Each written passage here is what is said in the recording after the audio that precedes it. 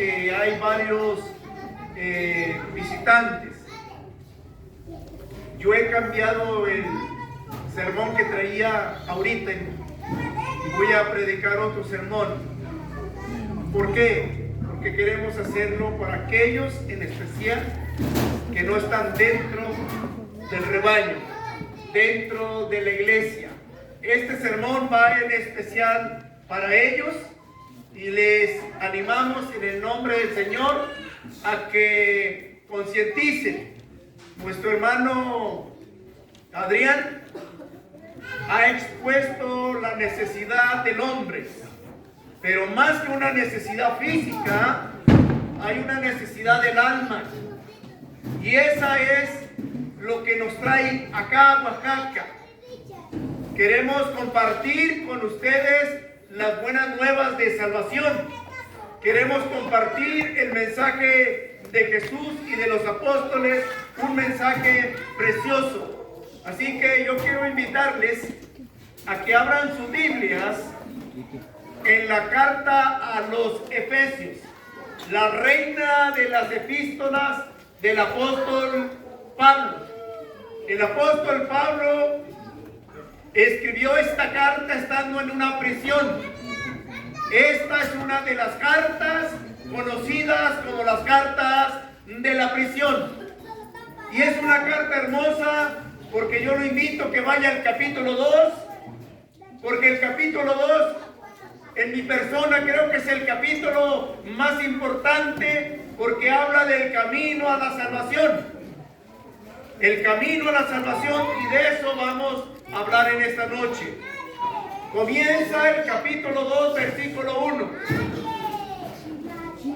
Y Él os dio vida a vosotros cuando estabas muertos en vuestros delitos y vuestros pecados. Sin duda ya hemos estudiado, leído, analizado, oído muchas predicaciones, aquellos que ya somos cristianos, aquellos que ya somos creyentes. Pero siempre es bueno repetir la palabra del Señor porque es viva y eficaz y más cortante que toda espada de dos filos que penetra hasta partir el alma. Mire que ahí aparece lo que estamos buscando, que el alma es tan importante que necesita el mensaje divino. Dice el escritor, y Él, como buenos estudiantes de la Biblia, siempre debemos de preguntar al pasaje. Dice, y Él. Primeramente quiero explicar, y Él es una referencia a Dios el Padre. Dice el capítulo 1, verso 17, para que el Dios de nuestro Señor Jesucristo, el Padre de gloria, os dé espíritu de sabiduría y de revelación en el conocimiento de Él. Verso 18, alumbrando los ojos de vuestro entendimiento, para que sepáis cuál es la esperanza a que Él os ha llamado, cuáles son las riquezas de la gloria de su herencia en los santos. Y aquí viene la clave. Y cuál la supereminente grandeza de su poder para con nosotros los que creemos. Pablo dijo, porque no me avergüenzo del evangelio. ¿Por qué, hermanos? Porque es poder de salvación para todo aquel que cree. El evangelio tiene el poder de cambiar personas, de cambiar hogares, de cambiar naciones. Decía nuestro hermano en el testimonio que él nos daba de cómo ellos perdieron un familiar, de cómo la gente llegó al ver la situación y la condición, llegó a bautizarse. Y qué hermoso ver cuando la gente se acerca a Dios y busca una solución a su alma. Aquí dice el poder para con nosotros los que creemos, según la operación del poder de su fuerza, la cual operó en Cristo. Hermanos, los apóstoles fueron testigos de la resurrección de Cristo y salieron por todo el mundo predicando que Cristo murió, que Cristo fue sepultado y que Cristo resucitó. Ellos anunciaron el poder de Dios para con Cristo. Y ahora Pablo, cuando comienza y dice, y Él os dio vida. Dios tiene el poder de dar la vida. Yo le decía a los hermanos en donde estuvimos, en San Juan, ¿verdad? Hermano Pablo. Santo Domingo. Santo Domingo. Ok, perdón, Santo Domingo. Yo les decía, la vida que menciona Pablo aquí no es la vida biológica. Mi hija acaba de dar a luz a mi nieta, la número 5, Amalia Don Diego. Pero el pasaje no habla de ese tipo de vida, de la vida biológica. Viene de la palabra bios, no habla de ese tipo de vida. El pasaje, Pablo dice que Dios nos dio vida, pero es una referencia a la vida Zoé. ¿Y qué es vida Zoé? Vida Zoé, amigo que nos acompaña, habla de la vida eterna, la vida sin límites. Como dijo el Señor, yo soy la resurrección. El que cree en mí, aunque esté muerto, vivirá. El Señor tiene la vida y quiere darle vida a usted. Como dijo el Señor, yo he venido para que tengan vida y para que la tengan en abundancia. Eso es lo que queremos compartir con usted que nos acompaña. Queremos decirle que Cristo quiere darle la vida, pero no la vida biológica, sino la vida Zoé, la vida sin límites, la vida eterna. ¿Por qué? Porque el pasaje menciona, y yo le llamo uno de los enemigos del hombre. El pasaje dice, estabas muertos en vuestros delitos y vuestros pecados. La doctrina del pecado es una doctrina que conocemos los que ya tenemos el conocimiento. La Biblia dice, la paga del pecado es el pecado, amigo que nos acompaña. El pecado a usted lo separa de Dios. El pecado es como un muro. El pecado es como una división. El hombre que muere con pecado muere sin Dios, sin Cristo y sin esperanza. Porque el pecado lo que hace es separar. En el Antiguo Testamento, el profeta Isaías, vamos a ir al Antiguo Testamento, ya declara esta gran verdad. Dice la palabra del Señor en Isaías 59, versículo 1. Mire lo que es o lo que hace, las consecuencias del pecado. Dice la palabra del Señor 59:1. He aquí que no se ha cortado la mano de Jehová para salvar, ni se ha grabado su oído para oír. Pero, ¿dónde está el pero? Pero vuestras iniquidades, dice la palabra del Señor, pero vuestras iniquidades han hecho. Mire el resultado de la acción pecaminosa.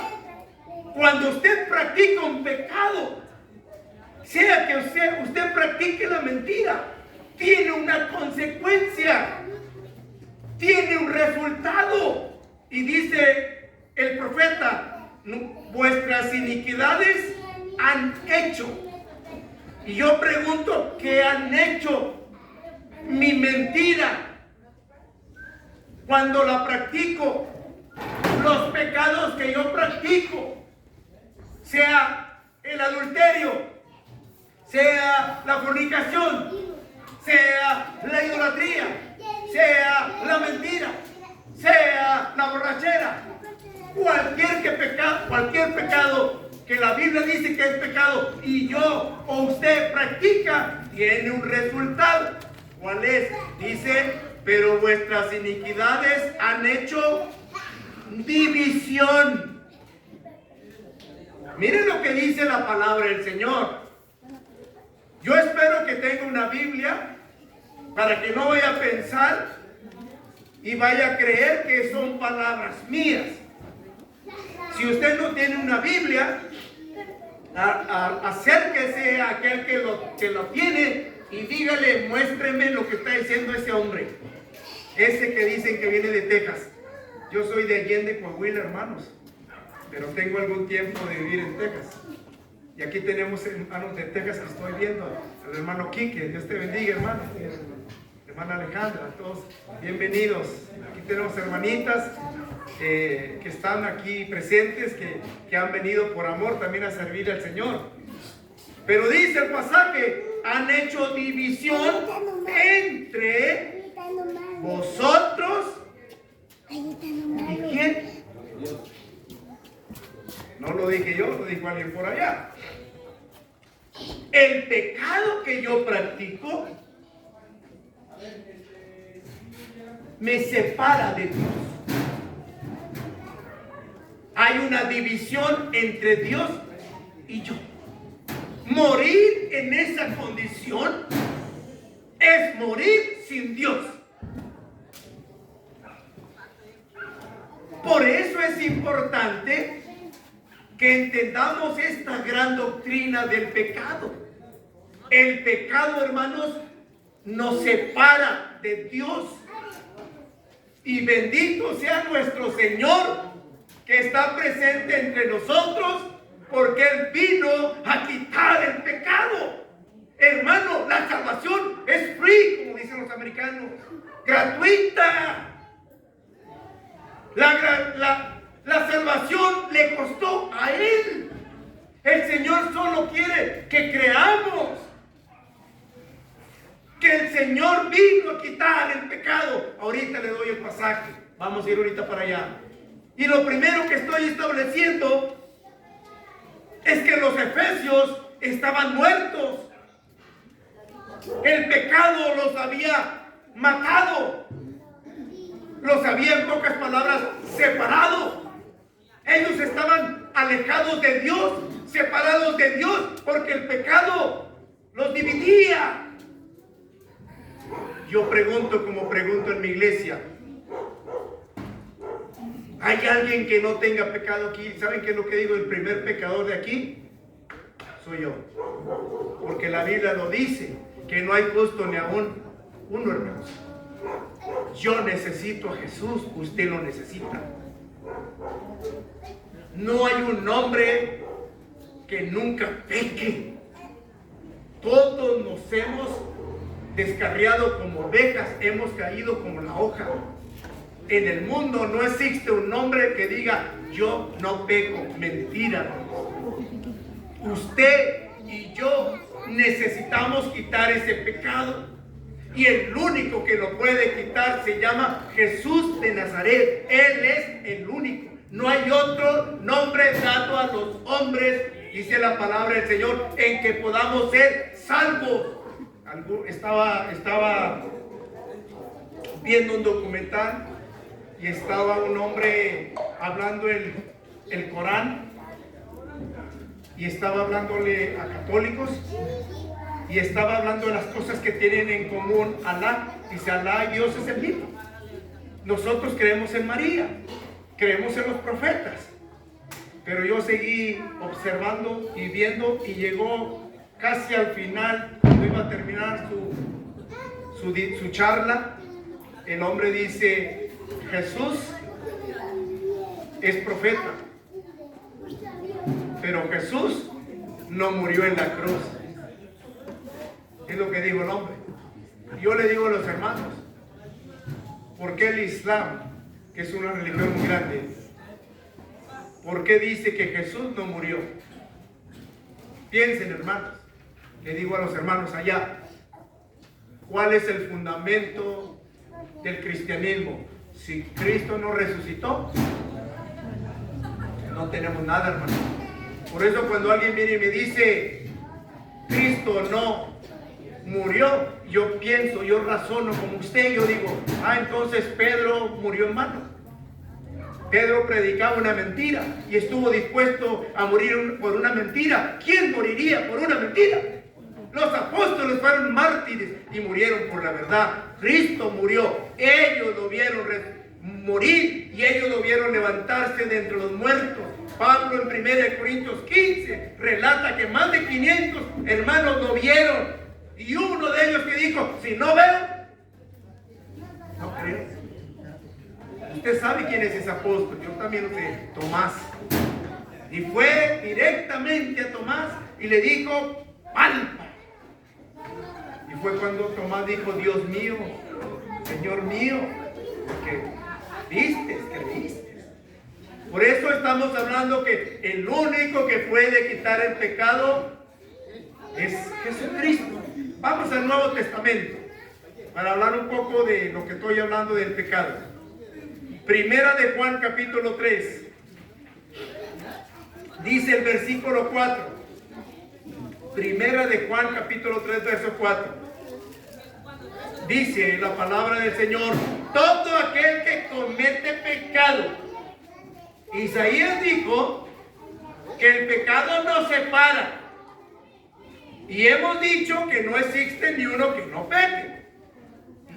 Pablo dijo en Efesios 2:1 que los hermanos estaban muertos por causa del pecado. Ahora el apóstol Juan dice, todo aquel que comete pecado infringe también la ley. Este versículo define, da el significado de lo que es pecado. ¿Qué es pecado, Juan? Juan le va a explicar y dice, el pecado es infracción de la ley. En Estados Unidos, si usted no se pone el cinturón de seguridad, va a tener problemas y le van a dar un ticket. Ese ticket va a entrar a un sistema de la computacional, va a entrar a la computadora del policía y de todos Estados Unidos. No le va a dar mucha de usted, ni se atreva a darle mucho a un policía americano. Ahí le dan $20 para el café, no lo hagan. Allá no existe eso. Allá el policía le va a decir tu licencia y tu aseguranza y tu registración, y se va a ir al carro y va a meter toda la información en la computadora y va a ver quién es usted. Si usted tiene un récord limpio, le va a decir, señor, lo paré a usted porque usted no traía cinturón de seguridad y usted por ley de Estados Unidos de América tiene que traer puesto el cinturón y le voy a dar un ticket y los tickets son caros, señor. No sé cuánto sea, pero yo lo último que pagué como $700. Me dio un montón de tickets. El policía se va a ir y lo va a salir. Y usted dice, no lo pago. Pero yo le aseguro que si lo vuelve a parar el policía, otra vez tú, y no has pagado el ticket. ¿Sabe qué? Ahí deje su carro, se lo va a llevar la grúa, va y lo sube al carro de él y va para la cárcel. Un ticket es lo que está diciendo Dios, hermano. El pecado es un ticket que tú cometes. Imagínate cuántos tickets o cuántas infracciones no hemos cometido. Yo acabo de cumplir 55 años. Estoy en la flor de mi juventud, claro, ¿verdad? 55 años tengo yo. Imagínese en ese tiempo cuántos errores, faltas, pecados no he practicado, cometido. ¿Con qué va a pagar usted la infracción? Cuando usted va a la Biblia, en especial cuando usted va a Mateo capítulo 18, no vaya allá, porque por causa del tiempo vamos volando. Cuando va a Mateo 18, hay una parábola que se conoce como la parábola de los dos deudores. Y ahí yo entiendo yo creo que usted lo ha leído, que el pecado que tú y yo practicamos no lo podemos pagar. Imposible que usted pueda pagar el pecado que usted ha practicado. Imposible. Entonces dice el hombre, entonces, ¿cuál es la solución? Por eso el evangelio se conoce buenas nuevas. La salvación es gratuita. La salvación es tan sencilla. Con los hermanos allá donde estábamos, hablamos un poco de Naamán. Usted conoce la historia de Naamán, Segunda de Reyes, capítulo 5. Y algo que platicábamos en estos días, no sé quién me lo dijo. El profeta, usted conoce poco la historia de Naamán. Naamán era un leproso. Pero la mujer que era su sierva, que la tenía en su casa, le dijo: en Israel tenemos profeta. Allá está la solución. Y Naamán emprendió un viaje desde Siria a la tierra del Señor. Y llegó por allá a la casa del profeta, y el profeta ni siquiera le abrió la puerta. Siento yo como que fue como un rechetadón. Imagínese el general que ha ganado batallas, él pensaba que le iban a recibir. Y el profeta le dijo al siervo: ven, dime al general, a Naamán, que vaya al Jordán y se bautice 7 veces. Y su piel será como la de un bebé. Pero el hombre traía sus formas de pensar. Yo pensaba que el profeta iba a salir, me iba a poner las manos, iba a hablar con su Dios y ya. Pero mire qué bonito. Ahorita el hermano hablaba de los 4. Sermón que yo por ahí también iba, hermano. Eso puede cambiar. No sé si el Señor me puso viendo sermón. Los 4 amigos del paralítico. Pero mire que siempre hay amigos. Los siervos de Naamán le dijeron: mi Señor, usted viene de tan lejos cargando con talentos para regalar al profeta para que le des la sanación. Y ahora resulta que el profeta le ha dicho: lávate 7 veces. ¿No es más fácil eso? El hermano ahorita hablaba que es más fácil. ¿Qué es más fácil para Naamán? Traer los lingotes de oro desde allá, meterse al Jordán 7 veces. Y lo convencimos los amigos, los siervos de Naamán, y Naamán accedió las 7 veces, y cuando salió, su piel era como la piel de un bebé. ¡Oh, gloria a Dios! Mire qué bonito, la obediencia de Naamán. ¿Por qué? Porque Naamán era un leproso, hermano. Era un hombre que no podía tener la cura hasta que oyó a esa pobre mujer, y él obedientemente fue. Por eso estamos diciendo, hermanos, todo aquel que comete pecado infringe también la ley, pues el pecado es infracción de la ley. Pero miren la solución. Miren el versículo que sigue. Ahí está la bendición. Dice el versículo que sigue: y sabéis que Él apareció ¿para qué? Para quitar mis pecados, Sergio. Jesús de Nazaret vino para quitar mi pecado, tu pecado. Y dice: y no hay pecado en Él, el justo por los injustos. Jesús cargó con tu pecado, con mi pecado. Él quiere quitar. Me encanta un versículo que aparece en Colosenses 2:14. No sé si lo hemos leído, y es un versículo muy hermoso, porque Colosenses 2:14 dice el apóstol Pablo, anulando lo que Jesús ha hecho con tu pecado, es lo que nosotros conocemos como borrar. Aquí veo el pizarrón, y en ese pizarrón escribimos. Y cuando vamos a escribir sobre algo, borramos. La palabra anular significa borrar. Sergio, Jesús ha borrado tu pecado. Y dice, anulando el acta de los decretos que había contra nosotros. Nos era contraria, quitando del medio y clavándola en la cruz. Se dice que los que morían en la cruz ponían un letrero donde los pecados que cometían, ahí los ponían. Y la idea del apóstol Pablo a los colosenses es que el que ya es cristiano, el Todopoderoso, ha borrado, ha anulado su pecado, como dicen en México o en Allende, donde estoy yo, borrón y cuenta. Allá en México un primo tenía una tiendita y le daba una tarjetita porque le daba fiado, y ya nomás le daba la tarjetita y vaya con el primo Belín y dígale que le dé una coca y un kilo de frijol y una carne, y él apuntaba ahí la lista, y cuando usted pagaba, pues borraba todo. Ya no debes nada, ya no debes nada, ya la cuenta está limpia. Esa es la idea de este versículo, hermano. Cristo ha quitado el pecado.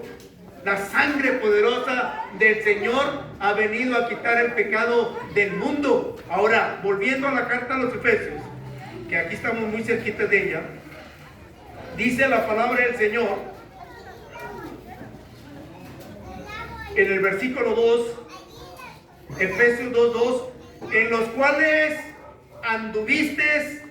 Esta palabra anduviste es forma de vivir, conducta y comportamiento. ¿Cómo vivía el hermano Sergio en el pasado? Yo creo que no le gustaría saber cómo vivía. Pero si mi esposa estuviera aquí y le pregunta, ¿quiere saber cómo era Sergio? Ahí le va. Y usted va a decir, ¿cómo era el hermano? Ese era el hermano Sergio. Anduviste en otro tiempo siguiendo la corriente del mundo. Aquí aparece otro de los enemigos de los ya cristianos. Dijimos que el primer enemigo es el pecado. Número 2, otro enemigo es el mundo. Tenemos que tener cuidado, hermanos, de las cosas que practica el mundo. Ahora, hagamos un paréntesis. Cuando hablamos del mundo, no hablamos de las personas. Porque Juan 3:16 que dice que Dios amó a quién. Entonces, lo que practica el mundo es lo que nosotros no podemos practicar. Pero a la gente de afuera hay que amarla. De eso habló bastante nuestro hermano Adrián en la primera disertación, de cómo debemos llamar a la gente que está afuera y traerlas para que sean parte del pueblo de Dios. Así que el mundo no tiene que ver con personas, tiene que ver con lo pecaminoso, no con individuos. Entonces, conforme al príncipe de la potestad del aire, el espíritu que ahora opera en los hijos de desobediencia. Aquí está el enemigo número 3, Satanás. ¿Quién gobernaba? ¿Quién controlaba? ¿Quién operaba en aquellos que no son cristianos? Un espíritu malo. Malo. Es lo que dice la palabra del Señor. Y éramos hijos de desobediencia. Por eso dice el versículo 3, entre los cuales también todos nosotros vivimos en otro tiempo en los deseos de nuestra carne. Ahí está otro de las cosas que vamos a tener que aprender a luchar con nuestra carne.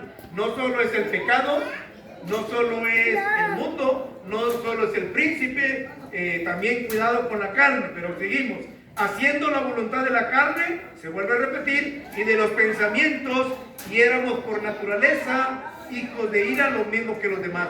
Verso 4. Este verso me encanta. Miren el cambio que hace el apóstol Pablo de lo que va a decir. Pero Dios, ¿quién dio el primer paso? ¿Quién fue en busca del perdido?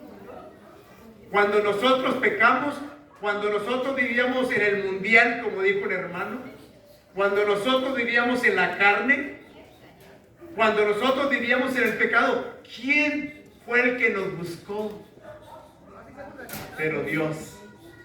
Yo pensé, hermanos, cuando recién me bauticé, que era yo quien yo estaba buscando a Dios. Y no, Dios me estaba buscando. Como en el jardín del Edén, Cuando Adán y Eva pecaron, hermanos, ¿quién fue en busca de Adán? Dios. ¿Sabe qué, hermanos? Démosle gloria a Dios, hermanos. Dios dice el pasaje, pero Dios que es rico en misericordia. Yo a veces digo, ¿qué vio Dios en mí, hermanos? Sabiduría, belleza, santidad. ¿Qué vio Dios en nosotros? Si usted lee la carta a los Corintios, en el capítulo 1, hay un pasaje que el apóstol habla y dice cosas que yo digo, ¿pero cómo? Dice 1 Corintios, versículo 26, mirad, hermanos, vuestra vocación, que no son muchos sabios, según la carne, ni muchos poderosos, ni muchos nobles, sino que lo necio del mundo escogió Dios para avergonzar al sabio. Lo débil del mundo escogió Dios. Segunda vez que se repite la palabra escogió, para avergonzar al fuerte.